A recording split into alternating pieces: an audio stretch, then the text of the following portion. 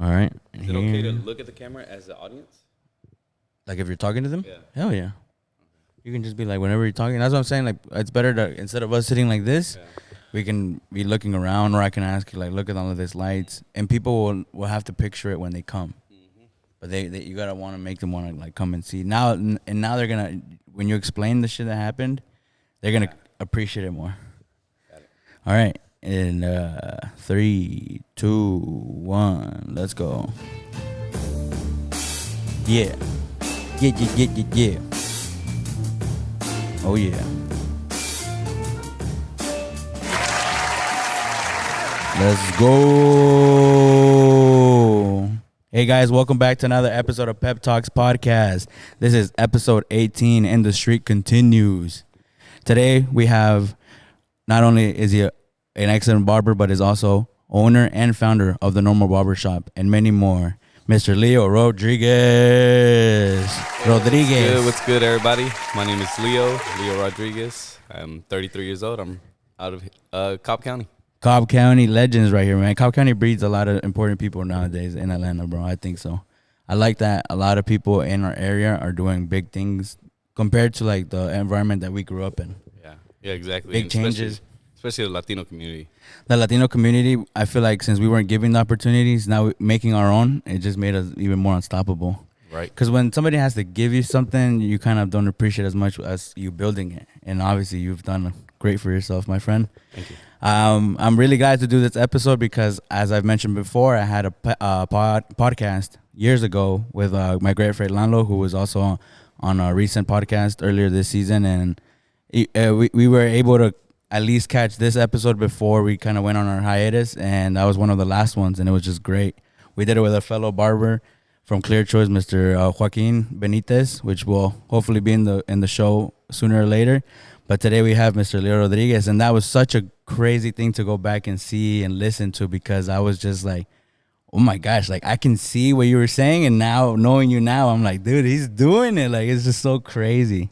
Nice, yeah. We did a podcast, 2019, 18? 2019, a little bit before, like, I think it was in the beginning of 2020, and I'm not even going to lie. It was a couple years back. It was at the barbershop that I used to work at. I did it along with one of my coworkers, a really good guy. He also owns a barbershop here locally. Yeah, back then, man, I don't know. I didn't get to watch the episode, but I remember talking about some of the stuff and, bringing everything into fruition. Now it's like we're here, Now we get to talk about the things that we're doing now. Yeah, and like I said, you just kept yourself so busy over the years, dude. You've just been running at it. And when I met you had drive. I feel like maybe, I don't know if you could kind of like agree. I remember you saying like you just didn't know where to go yet, but I could see that you were like, I gotta go. Like, especially when your kid was born, you were kind of like, yeah, now it's the time. But you guys were always talking about doing stuff, and I think that starts there, like with an idea. Right. At least, like, you know what, we can be more than this. And to see a lot of people that came out of that class of Clear Choice that you guys were at, that's so insane that, like, now you guys are actually doing stuff that you said, like I said recently. It's hard to keep your word, especially through, everybody has a different lifestyle, everybody has different opportunities. Yeah, back in that podcast, I think we were talking heavy about what we wanted to do with Barber and how it's gonna, how it's gonna escalate us and, do something for us, right? And like you just said right now, like that class, I feel like, me and Joaquin, when we were in that podcast, we were both ambitious. We really wanted something for ourselves. I think I was the last hire of that class, and I was one of the first ones to leave the shop with opening up another shop. And around that time, it was good to see, obviously for myself, but also to see the motivation that we instilled the other barbers. So soon after that, Joaquin, Steph, Isaac, some of the other barbers that came out of there, and some of them opened up their barbershop as well. So that was pretty cool to see, and just to feel like we pushed through and we got out. In a way, not that it was like a trap or anything, but yeah, and I feel like you guys learned a lot of like core values of what a shop you would want it to be. Right. You got an example of what a good shop was. You guys kept it clean. It was a very respectable place, and it still is. Obviously everybody had to find their own ways, and that's the way of life. And I don't think anybody feels some type of way about it. But it was great that you guys got a good example. I feel like you guys kept the competition up in there. There was a lot of great barbers at one time just sitting like next to each other. It's so crazy to see. Yeah, we set the standard, man. It was a high one. So we can get close to what we mentioned in those podcasts. Obviously, you guys want to go back and check that one out, you can. But I do just want to, give you the floor, and you can introduce what got you started with barbering up until now at Normal Barbershop. Yeah, so if you guys do get a chance to go watch that podcast, check it out because a lot of what we're going to talk about today is things that we kind of, what is it? You foreseen it, you kind of predicted, or you spoke of it. Mm-hmm. So now we're living in it, and it's actually reality. So my name is Leo. I'm Mexican. I was born in Mexico. My family brought me out here when I was 6 months old, and along the way we had all of my siblings. I became a barber, honestly. I don't know if I should say by accident, but it was kind of one of those things where, my parents, they didn't take us to barbershops. They didn't have the money and the luxury to give us haircuts from barbers and stylists. So growing up, my dad would just buzz our haircut, give us the worst haircuts ever. So I grew up with 5 siblings. I got 2 brothers and 3 sisters. And the guys, my 2 brothers, we just would go through some horrible, horrible haircuts. And, as you're getting older, middle school, high school, you feel the need to want to look a little bit better, in your self-image. You just want to present yourself a little better, and the haircut was a big part of it. So I got tired of my dad just jacking our haircuts up, and I took it upon myself to buy, I think I bought some like Walmart clippers, and I told my brothers, like, hey, look, it's either dad fucks us up or I attempt to give us good haircuts. And they were down with it. So I had 2 younger brothers that I practice a lot, and I practice on my own self. And, throughout the time, this was like in high school, throughout the time I was just practice this skill, kept doing it. I went to college. I went to college. I got a degree in IT, and that was a path that I thought I was going to go in. But throughout college and high school and things like that, I was working different jobs, but I always found myself cutting hair for fun, after work. I would hang out I would hang out with my friends and stuff like that, tell them to come over for haircuts and stuff like that, right? I just found myself practicing that skill, getting a little bit better along the way. And like I said, I don't know if I became a barber by accident, but it was just one of those things where life wasn't, lifing for me at the time. And I got a degree and everything. I worked in IT. I thought that was it, but I found myself cutting hair and liking it a lot more. I ended up at the barbershop that I worked at, and I fell in love with it. I started working there, taking all the walk-ins. Little by little, I started growing my clientele, and so here we are today. I seen the possibility to turn that into an actual business versus a hustle, and we can fast forward now to what we got going on. It's crazy how when you have an idea of what you would want, but I feel like the world sometimes can not manipulate, but kind of change our course of direction because of values that they instill in us about materialistic things. That you need to have this education, you need to do this to get to where you want to be.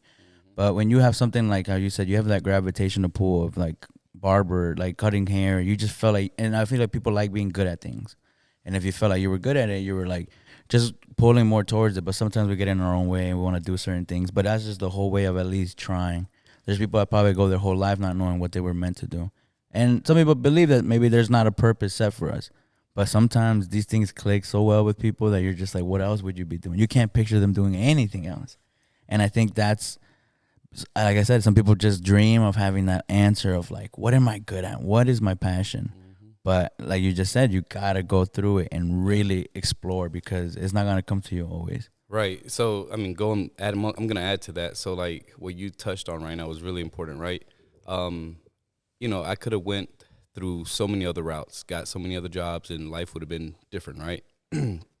But like a lot of people nowadays, they go through life, whatever age they are, and they don't know what their purpose is. Some of them don't know what they're passionate about, right? And I'm here to tell you that you have time. You have plenty of time. It doesn't matter, honestly, how old you are. Obviously, the older you are, it's just a little harder to get into it. But anybody that's graduating out of high school, college, and early 20s, mid 20s, you have plenty of time to finally find a passion, something that you really, really like to do. And for me, it was barbering. I found purpose behind the chair. I would cut my clients, I would give them haircuts, and the people that I would connect with, the people that I would network with, I felt like some of them were younger people, right? And they'll come to me for advice or any kind of like experiences that I went through. I would, kind of give it to them and give on some wisdom to them and whatever it was, motivation, inspiration, I feel like it was something that I was meant to do. You know what I mean?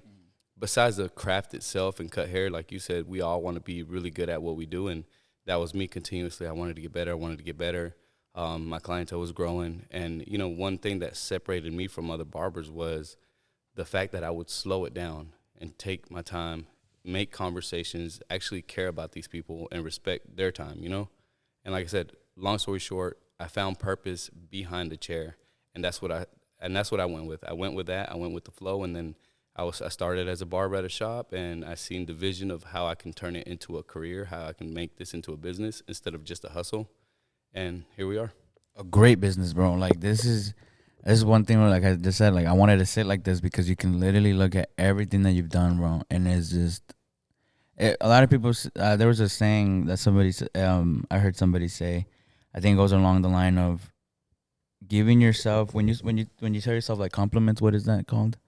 Not admirations, but they're more like Self-gratification.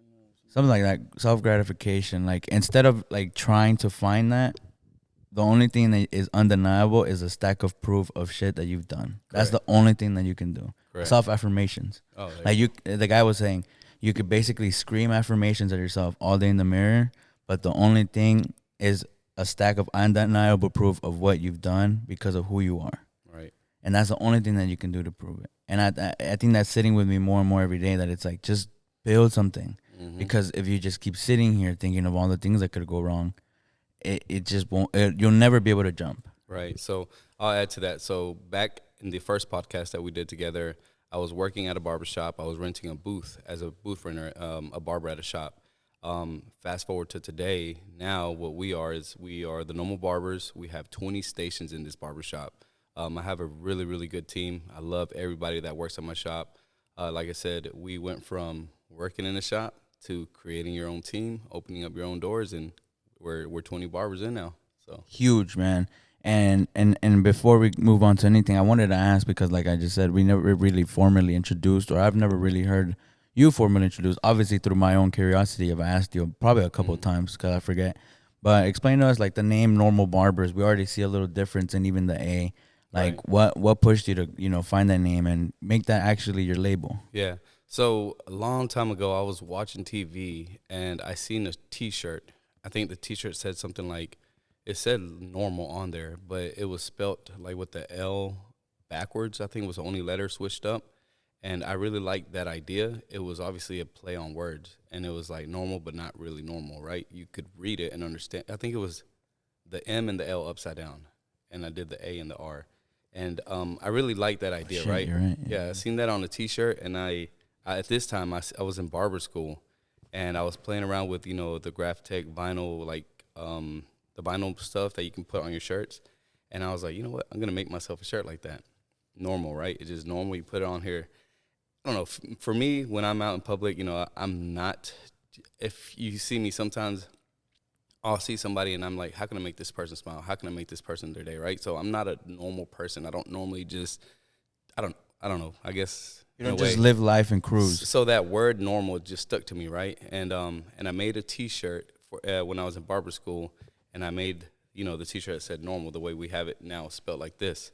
And in barber school, I had different reactions, whether it was positive or negative. People were just, they'll see it and be like, I think I got dyslexia or something. Does that say normal? And I'm like, yeah. I was going to say that. I have traits of dyslexia, so I didn't even notice the R until you just said that. Yeah, exactly. But you can legibly see it and read it without any issues. But you look at it, you're like, there's something off about this. So I liked that. I liked the fact that it was not just normal, spelt on there. And so I seen the name and I seen the vision. And I was in barber school, keep in mind. And I didn't have a barber shop. I didn't have plans, big plans of like, we didn't have this yet, right? But I had the vision of like, I need a name, something brandable, something that's like different. I didn't want it to be like Leo's Barbershop, Leo's Fresh Cuts, none of that, right? Nothing with my name. So I was like, this is brandable. I can put this in a shop. I can put this on a shirt. I can put this on a hair paste. I can put this on a gel. I can put it on a hairspray. It's a brandable name, right? And it says a lot without saying much. It's normal. So when you see the sign outside, you're like, Normal Barbers. Clearly, you're like, there's something different about that shop. Let me go check it out. So, yeah, I had this epiphany one day, and yeah, I looked up the name reservation, if it was a business, if it was taken, and it wasn't. So in barber school, before I even had the brick and mortar store, like the shop, I went and reserved the name, and I did the LLC. I created the LLC for it. I got my bank account, and I went straight to the web builders, and I bought the domain for it, TheNormalBarbers. The Normal Barber. So that's an official domain of your company right now. Yep. And talking about starting like the brick and mortar shop, getting that opened up, not only could you like walk us through like that beginning process, but it's impressive. Under 3 years, you've already expanded more than what you had in the first year. Walk us through that whole experience of not only opening it, but saying, you know what, we can make this even bigger and better. More Right. the more the merrier. Right. So it all started, when I was working at the barbershop that I used to work at. I seen the vision, and I seen how, one can create a good team, in a barbershop. A lot of barbershops are very stereotypical. You come in and you get a haircut. A lot of times people feel like they're rushed in. Back then you could just walk in. Hey, how many you got? Cool. I'll wait, hang out, and then you're out, right? To me, I was like, man, no, there's more to this. We can create a team, and I want a team environment, a family-friendly place that people come into, And so I opened up this shop. We started with 8 barbers. 2 of the barbers were they were coworkers from the barbershop that I came from. And while I was in barber school, I was able to network and, pick and choose, great barbers, people that had potential. And then through Instagram as well, people seeing, I would document everything, man. I'm in school, I'm almost done. I passed this test. I'm close to, getting my state board. I would just document my process along the way, and people would ask questions like, hey, what school do you recommend? Hey, how was this? How was that? Hey, do you recommend I do this? Should I do this? Should I do that? And, I would tell certain people that were very interested, and you could tell that they were passionate. I would say, hey, I'm going to open up a shop soon. If you're interested, I really like your ambition. I like your personality. Your work ethic is crazy. Join our team. So little by little, like I said, looking for a barbershop, man, that was kind of tricky. I didn't have much help from that. My family's not a business-oriented, family. My dad doesn't own businesses. My mom doesn't either. So I had a friend of mine that kind of helped me out. I have a friend of mine that helped me out as much as he could. He opened up a shop one day and 1 year before we opened up. And he was my go-to on questions, but he opened up a shop in Atlanta. Corey RX Elites. Shout out to him. We'll shout him out. Hell So yeah. I would ask him a lot of questions, but his case scenario was a little different because I found this plaza, and this plaza was ran down. He was able to do things a little differently, so his process was a lot different than mine as far as permitting, construction, removing walls and stuff like that, and things like that, right? He didn't have to do a lot of that, and I did because I found this location. One thing that did stick to me one time was I saw it on a podcast or something like that, that like, if you want to open up a business, look for businesses or areas where there's already a Chick-fil-A and a Starbucks. Yeah, and I was like, okay, so that elaborated a little bit more. They're like, yeah, these people have done research of like, what the population is going to look like, demographics for years to come. And ironically, I mean, like, we're in between a Chick-fil-A and a Starbucks. We are. Guys, this is free game, so take out your fucking notebooks and pay attention. Yeah, so yeah, like I said, in this plaza, I seen the potential. I seen the number on the window, and I contacted that person. It took forever to reach somebody. So like I said, if you guys are looking for a business or a location, don't call once, 2, 3 times and say, all right, cool, they don't need me, or, it's whatever. No, I kid you not, I called like 40, 50 times. Damn. 40, 50 times, because at one of the like calls, it was like call number 6 or 7, somebody answered, but they hung up. I was like, oh, hell no, it's a person, and it actually works. I swear to God, bro, I would call, leave voicemails, call. I kid you not, it was like 40 to 50 times, and finally, I guess they got tired of me calling. And one of the guys answered, and like I said, we talked, details of the plaza, and as a tenant, a future tenant, you have the right to ask, like, hey, what are your plans? What does your development future look like for this plaza? And the guy was, he was new to the company, and he was excited to bring tenants. So he gave me the whole spiel, like, we're going to open up this. We plan on getting this. We're going to have, I think he said 400 to 800 units of apartments behind us. We want to open up this corner right here for restaurants. And I seen the potential that it could have, right? And, I mean, we're in Austell, and Austell is due for a facelift, you know what I mean? And that's what they were doing. They were investing tons and tons of millions of dollars into this plaza.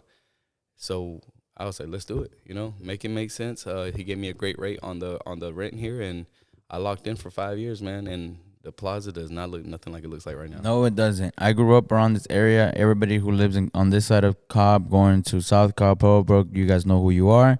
This area was trash. It used to be popping, not going to lie. Back in the day, we had a nice little Chinese buffet. Pretty good.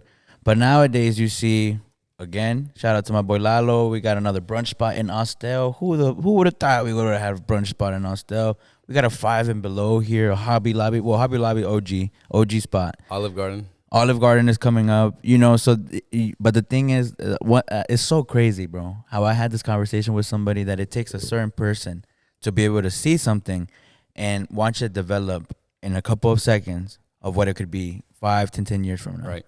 It takes a certain person to do that. I don't know if you've ever realized that you are that type of person, because this takes that niche, that it takes that touch, that be able to be like, I can make it like this. It takes that, man, and just faith, having faith to be like, you know what, it'll work out. If not, because you're betting on yourself. Yeah, man, you have to, dude. And so we ended up getting the lease. This is cool. This is something I want to mention.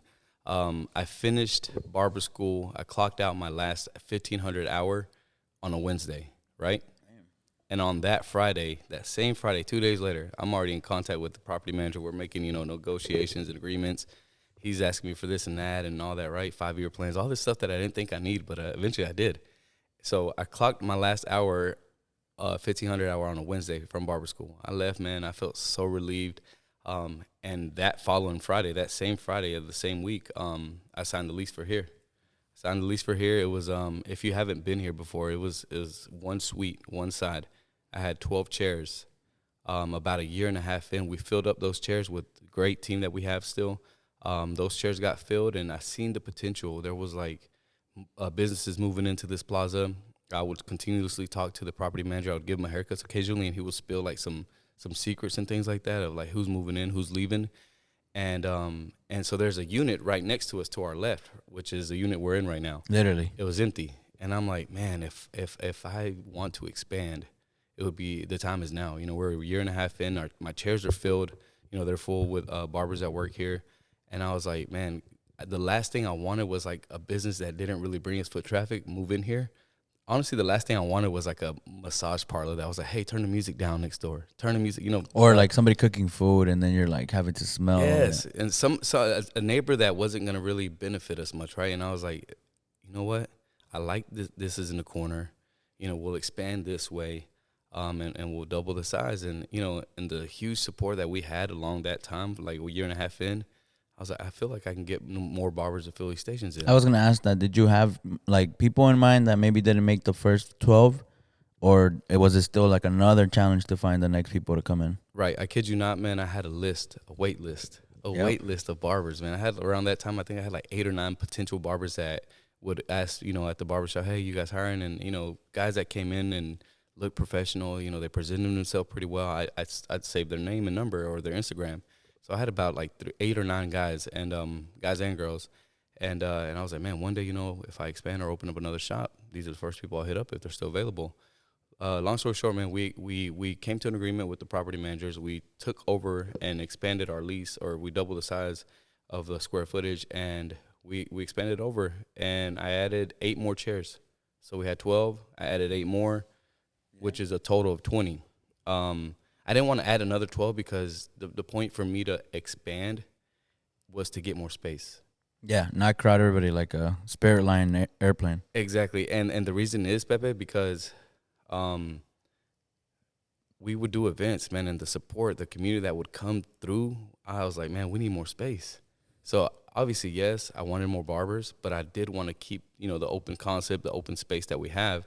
For, the events that we have, man, you've seen our events. We do salsa night. We do karaoke night. We do yoga. We had a Pilates instructor here. We did. You've done corn. We had a cornhole tournament. You've done beer pong. And that's great segue into the question.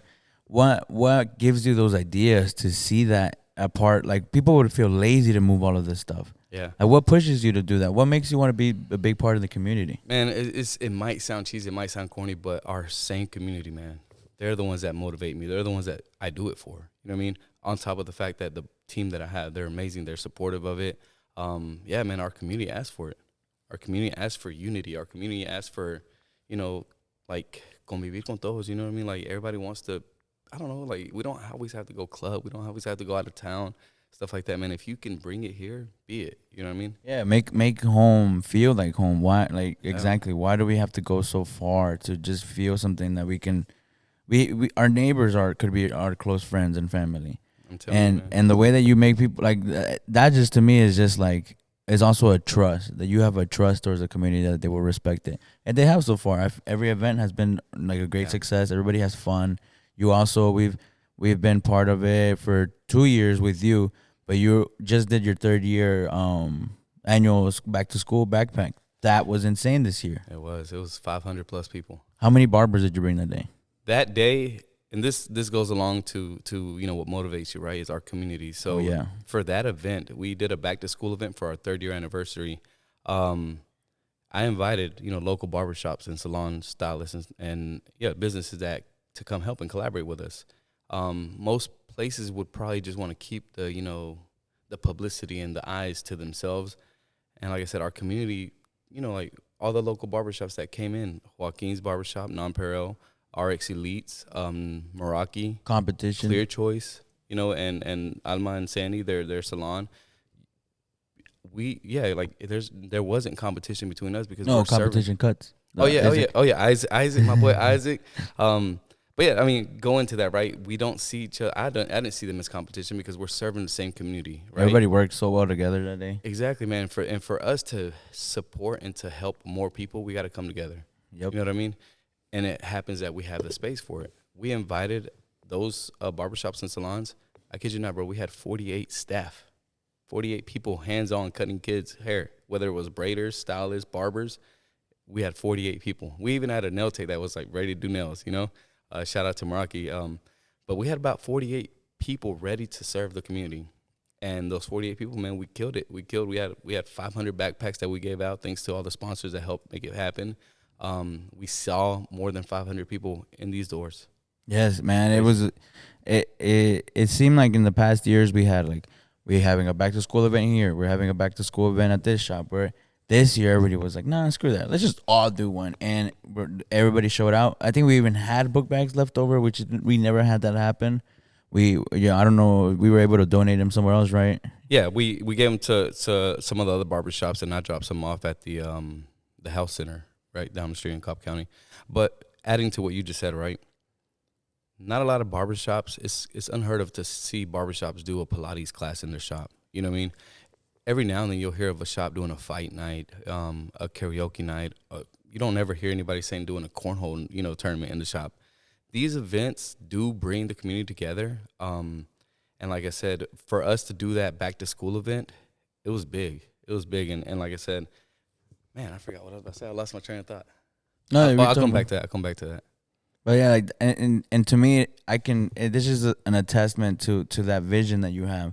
That, like, if you even pay attention to like these center stations that you bought, you had to think about the space, so you kept them on wheels. People don't think that's why barbershops don't do that, bro. Mm-hmm. Because yes, they have their businesses and they flourish as a barbershop, but that vision of being able to see something and making it whatever you need it to be, that takes a certain type of person. That takes a certain type of vision. Right. Like I said, all of that goes into your mind, where somebody would have been like, nah, let's just put more stations in the middle and screw all that space. Yeah, so the space that we're looking at is 3,200 square feet, right?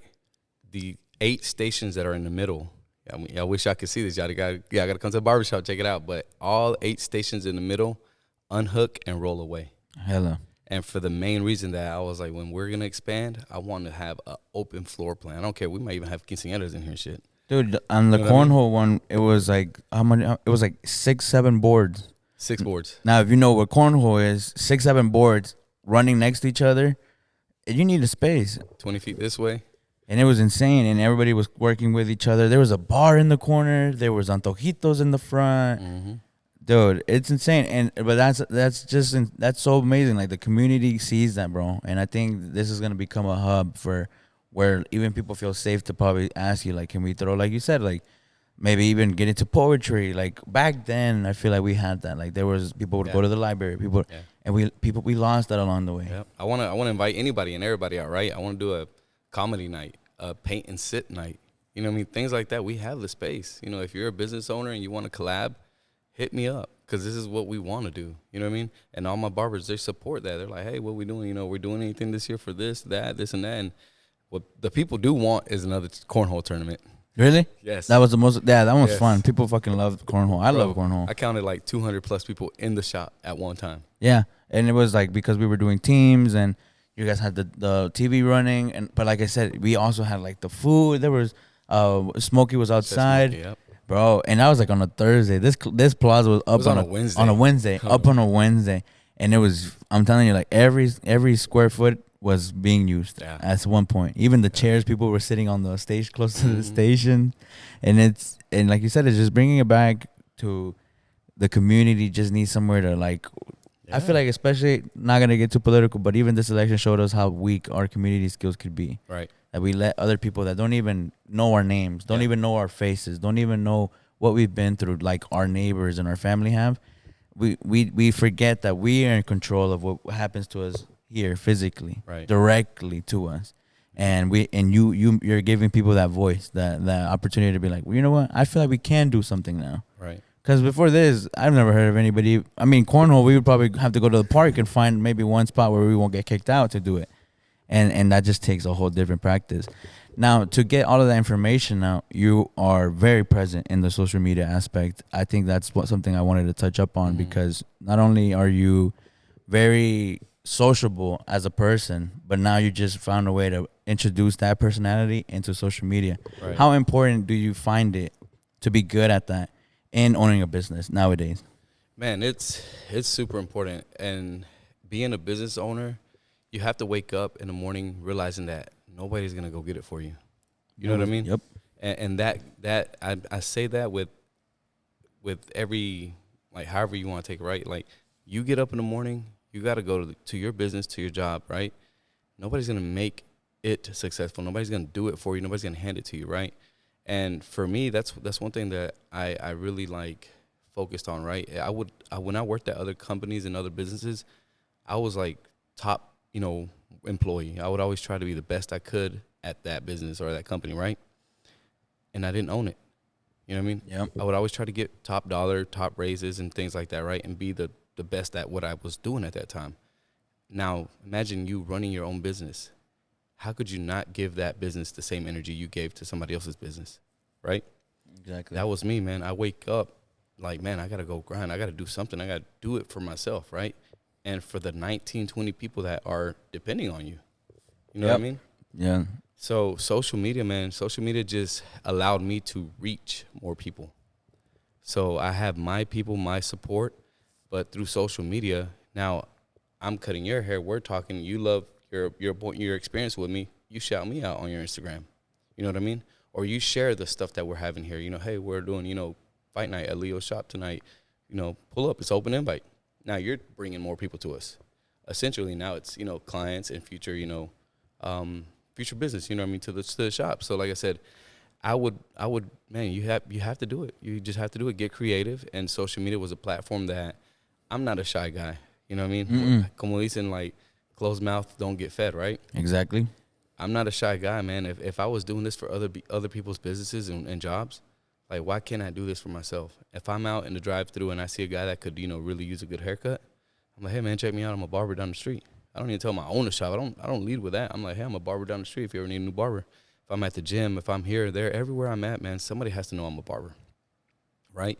Now that I own a business, I have, staff. I have barbers that work here. It benefits me and them, if I can bring people in the door. Yeah, because not even, like, let's say you bring somebody in and they come and find you, right? And you're just too busy. Hey, I got 20 other fucking great guys. Yep. Because I feel like something that I can attest to is that you have a certain standard. And I feel like everybody maybe doesn't come in having that standard, but you see the potential. And you see them working now, and everybody works at their, steady pace. Like, you push them even right now. Like, how you were talking right now, you were like, you got to come in earlier. Like, you push people because you have to have a standard, and that's what makes this place so interesting. Yeah. And it's the normal name even makes more sense now because I get my haircut. I've gotten my haircut with you, great barber. We have Steph. I know me get. You even have. That's another thing that I noticed in the other episode. I hope if you guys watch it with a great open mind because, I talked a lot about like female barbers that I had experience with, but now I meet the female barbers you have now, which are complete badasses at what they do, and that normal name just embodies every single person because everybody has their style. You see the way they dress, the way they cut, and you just kind of put them all in a big bottle and just go crazy with it. Yeah, man, that's what I love about the team. And like you said, I mean, I could have easily filled up stations with any barber that walked in and asked for a job, right? But no, there is a standard. We have value now. What value do these people bring when they come and ask for a job? You know what I mean? And if you look around, man, I mean, the value is there. The team is great. It is. And in the social media aspect, they don't fall far behind. A lot of them do their own social media now. You push them to do that. I've seen that. What I love about our team and the shop here, right, is when you come in, you don't feel weird pulling out your phone trying to get contact. You don't feel weird grabbing your ring light to get better lighting for a picture. You don't feel weird. Everybody encourages that. You know what I mean? All the new barbers that come in, they're old Instagram, very little pictures, very little videos. But when they come in here, man, they see me, they see her, they see him posting videos all the time. Every one of us learn from each other. We get creative and we pick, ideas from each other and we help each other out. So like I said, creating content, man, is encouraged here. And like I said, everybody here gets motivated some way or the other. And making those videos, what do you think is a tip that you would like to share to people on maybe even coming up with ideas? Is it don't be so afraid to express yourself or is it be more conscious? What would you kind of say? I have a very, very good piece of advice for that, man. A lot of people want to complicate it.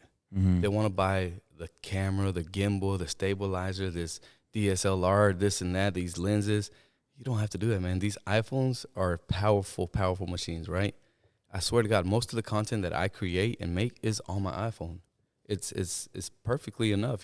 I do have, other gadgets and stuff like that, but don't overcomplicate it, man. Like, you might get 5 likes. You might get 1,000 likes. Who cares? Nobody cares what you shot it on. You know what I mean?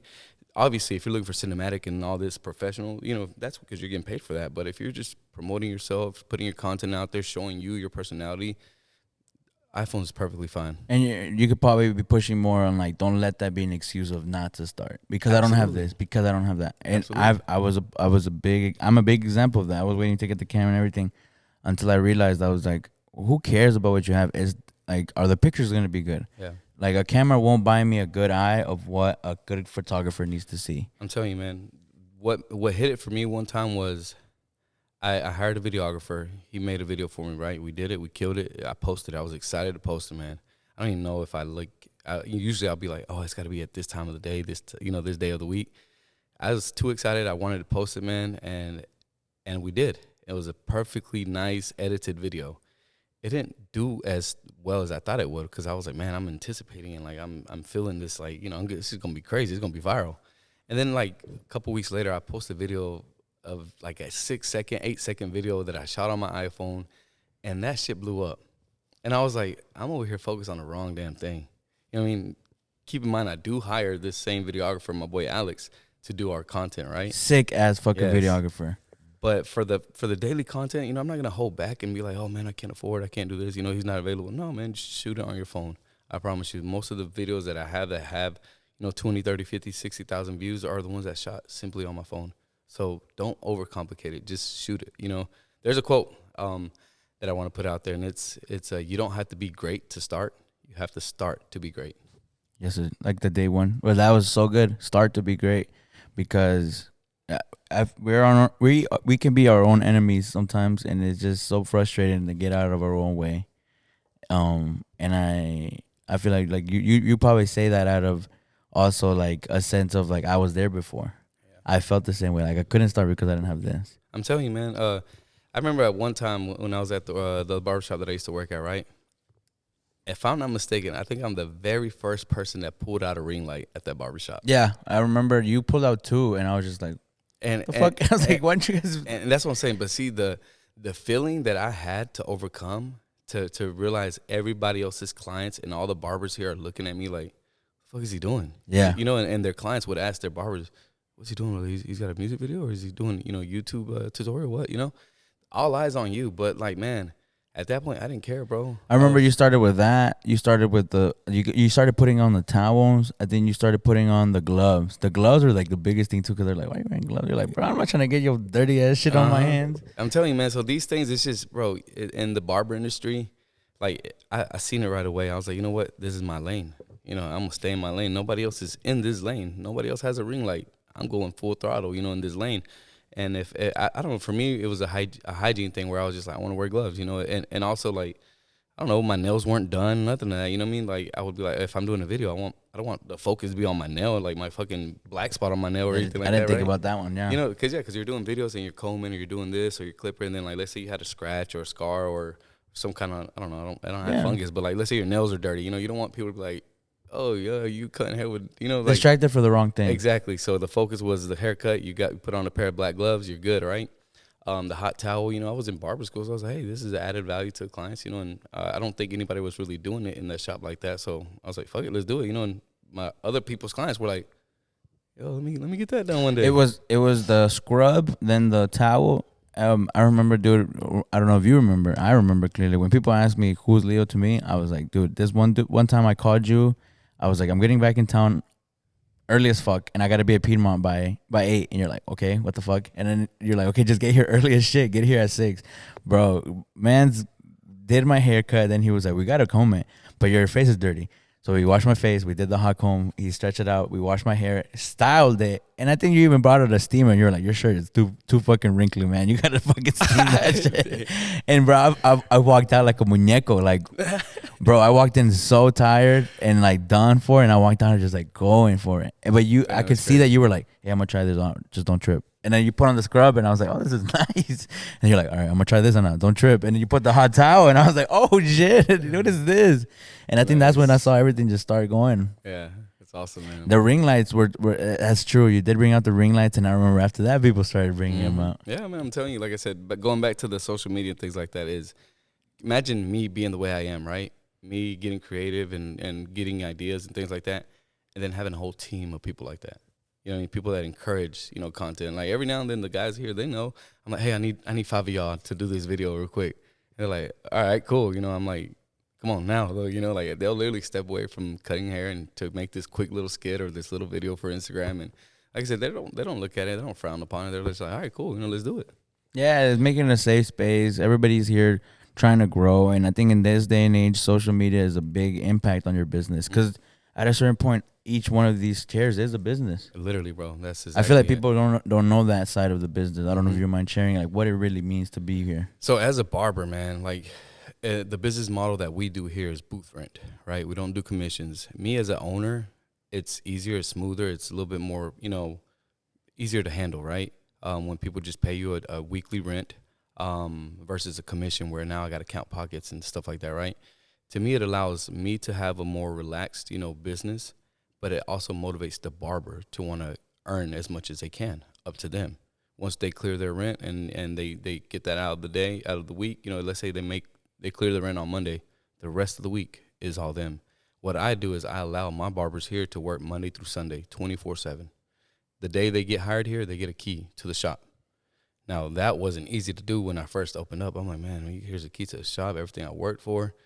You got it now. It was hard to do that, but man, you learn along the way. I'm a great judge of personality and people, and I just go with I guess with my heart or with my intuition of like, okay, Pep is not a bad guy, and I hope he does right by us. And like I said, so booth rental is what we do here, and it motivates the barbers to want to make as much as they want, at a barbershop.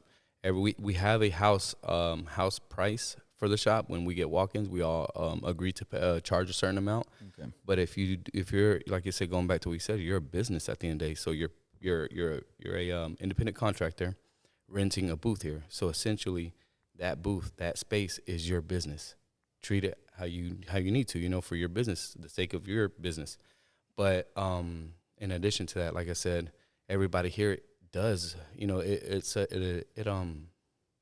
it benefits them to get creative and to promote themselves a lot online like that. It creates a sense of urgency in their business because they can rely on you.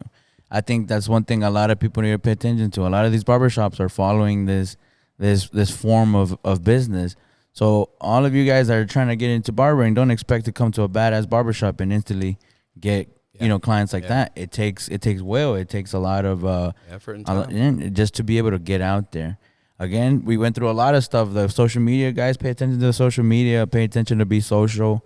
In your shops, look at this beautiful coffee. It's delicious. Like, this is stuff that you guys got to think about, because I feel like maybe that's something that you wanted in a barbershop where you went. Absolutely, man. Barbers and stylists, dude, we live by caffeine and coffee. Yeah, huh? So for me, when I was going to the barbershop I used to work at, I'd always have to stop by Dunkin'. I'd always stop by Dunkin', right? Man, I was like, when I open up my shop, I'm going to have a coffee station. I'm going to have some coffee, some creamer, a refrigerator for all that. And over there, we got a whole coffee station for you, So I get to work. I don't have to be late. I don't, and I just get straight to work, make my coffee, wait on my client. I'm here, I don't have to go spend the extra money at Dunkin' or Starbucks trying to get a cup of coffee. So you have a lot of tributes to what it takes to be a great leader. You think farther ahead than people do. I feel like compassion falls into that. One of the other things that has changed in your life since the last episode was family. Your family's getting bigger. Everybody's growing. You're growing as a father, and I feel like I can see that leadership fall into your life as well. With having that said, like, how big is that an impact into your business? Is it your drive initially, or is it just something that just helps you kind of remember the why you're doing what you do? You hit it, man. That's exactly it. And as a father, right, you have to have work-life balance. A father and a husband and a leader of this business. You can't work, right? You're always grinding. And before you know it, you grind away those who you're grinding for. You know what I mean? Mm-hmm. So work-life balance is very important. I have a schedule. I live by that schedule. And that's why it's so important for me to be consistent, punctual, and on time for everybody. Because I respect your time. I know, hey, I'm coming in at 8. I'm going to be here at 7:30 for your 8 o'clock appointment. I got places to do, things to do, and places to be by 2 p.m., So I'm working from 7 to 2 p.m. I'm out the door. Because now I got my son, I got activities that I got to do with him. And yeah, like I said, now I don't work Saturday and Sundays to, give my wife and my son that time, to be a father and a husband for them. You mentioned earlier that we didn't grow up with opportunities in the environment that we grew up in. Our parents are business people. We all come from a big line of hardworking people, right? What do you think you could see yourself doing for your son if he doesn't want to go through the no college route? I want to be a business person. Is it you giving straight the keys, or what do you believe is a good pathway to put on children nowadays that want to become that? I got a good quote for that. Go ahead, let's do it. This is not my quote, but I don't remember where I heard it, but this is very important for anybody that has kids or, wants to be a business owner and then have kids, right? Once, for me now, going to that is, don't give your kid everything you never had, but instead teach them everything you never knew. There we go. You know what I mean? So I don't want to give them the keys. You say that one more time? So here we go. Don't give your kid everything you never had, but teach them everything you never knew. Word up, man. And it's just, yeah, like you're going back to like teach them how to fish. Teach them, like not give them the fish, teach them how to fish. Exactly. So like I said, I'm not going to push it on him to become a barber, to become a business owner, to go to college. I went to college, right? Ended up not being what I'm doing for a living. I am a business owner. Would I like for him to, do that? Yeah, sure. Do I want him to be a barber? No. But like I said, I'm going to teach him certain disciplines, certain things of life. That way that guides him to what he wants to do, whether it is barbering, whether it is, the college route and the corporate route, whatever it is. But you have, the tools and the structure and the know-how to make that decision. Yeah, I just feel like in that sense of the word entrepreneur, when people, especially like let's say your son, he's seen the end result of what you went through all those years. Yeah. Sometimes I feel like it could be hard to show them like, hey, it wasn't always like this. You saw the good part. You came for the good part. And it's just hard to know when to push them, when not to push them. I feel like I'm not a father. I can't speak on that term. But I feel like that's what I'm getting from you, that you're like, I'm not going to just give you everything, you fucking little rat. Like, you got to know what it means to really have this, because he gets to see the cool part of it, the good part, the easier part now. But that hardship is something that, like, only one you can't learn it from a book. You can't learn it from a teacher. You learn it from life experiences and fuck-ups and losses and all of that. Yeah, and him as a kid, man, I always bring him to the shop. He gets his haircuts here, right? He's seen from day one to what it is now. And having him around the business, having him around the barbers and the clients is super important because he sees that Papi goes to work, but he likes going there. It's not something that he hates to go to. You know what I mean? Mm-hmm. He always wants to come. He's like, you going to work? You going to a barbershop? I'm like, he really doesn't even call it work. He just says, you going to a barbershop? I'm like, yeah. To him, it seems like I'm coming over here to hang out. You know what I mean? So for him to see that, his dad loves what he does, it's important, man, because I want him to either love what he does when he gets older. You know what I mean? Mm-hmm. So, yeah. I like that. Right now, I talked to a lot of the friends that I've had on the podcast. Right now, are either getting married and thinking of having kids or have kids. Like I mentioned earlier, I got to see you guys being young and single. I hang out with a lot of older people, so it's weird right now. A lot of my close friends have kids now, but it's crazy seeing them grow into that father figure, and being great at it. Because you guys have a good example of what a father was, or you created a mind of, you know what, I want to be this type of dad. I mentioned this in the last episode with Adrian from Athro. Sebum really pointed it out because I'm seeing that through my own father, where he speaks about at a certain point the kid will grow up and he'll become a man just like you, and he will see everything you are. Yeah. He will see everything you were and everything you became, and now you are at that spot. And I think that's just something that woke me up and be like, okay, who is my kid gonna get to be? Who is he gonna get to see? Because me with my own father, whatever I had, any doubts that I have, now I know. Yeah. And I see him now, and I think I've loved him even more because now I realize, like, fuck, dude, all those times I was such an asshole to him. He's learning every day just like I am learning every day. It's his first time living this life. He didn't live 2 lives before me. Yeah. And I feel like giving them a perspective of who you are with, again, tangible proof of what you've done is going to be great for him, because sometimes fathers can't do that. Right. Through trial and tribulations, they just weren't able to be successful in what they wanted to. But that's not the story here. You've done great, bro. And I think, that. Dude, he's just in for a big treat of what it is. And I think that can go right into what I wanted to ask too. What do you see happening after this? Do you want to keep going just as the barbershop, or I feel like that mine is just going to come up with something different that goes way past this? Yeah, no, there's definitely a lot more that I do aspire to have. Having one shop isn't the end goal. Having the shop will be the financial vehicle to other goals that I have, whether it's, multiple houses, multiple businesses. I want to be able to eventually get to the point where I'm helping other entrepreneurs flourish in their business, whether I invest with them or teach how to make that happen. You know what I mean? Along the way, I would like to have, 3 to 4 shops, a couple houses, and be an investor or partner in some other businesses, whatever that is. But yeah, I mean, nothing really, in detail right now, but yeah. That's great. Right now, you also, again, part of some of the community reach outs that you do. We have, I think it's called Leadership United. Yeah, so I'm a part of a network group where we have a bunch of entrepreneur business owners. We started this network group early this year. I think we have about 15 members, and what I love about this group is a lot of similar people. And by that, I mean Latinos. We came together to support and create this network group where we refer customers to our businesses. And between and amongst each other, man, we're helping each other out that way. I've had maybe an unfortunate encounter with certain type of people in the community where I don't know if you heard the saying, the worst enemy to a Mexican is another Mexican, or Hispanic to another Hispanic. That, yeah. What do you think we could do to kind of like, move away from that and let go of like maybe any ego that we have? What do you think it is that why we shut ourselves down sometimes? I don't know, man. I feel like you'll always have those people that are envious of you or other people for what they have and that they didn't have. Man, honestly, I don't know. The best advice I give is just don't surround yourself around those people, Keep surrounding yourself with people that want to see you win. The kind of people that'll mention your name in a room that you weren't able to be in. But with the hopes of, getting you in that same room. With great representation, not talking shit, but more of like an attribute of who the person was. Yeah, exactly.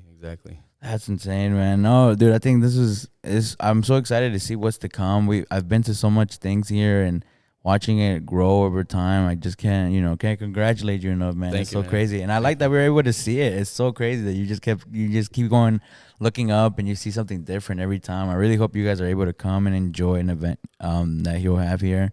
You don't seem to stop at all. Anything happening soon? What are we? November, Thanksgiving. We'll probably do like a Friendsgiving gathering here. Christmas, we're definitely gonna be doing our toy drive. Last year, I believe it was last year, we got a Santa Claus to come out and take pictures with Santa. We gave out a bunch of toys that our clients donated.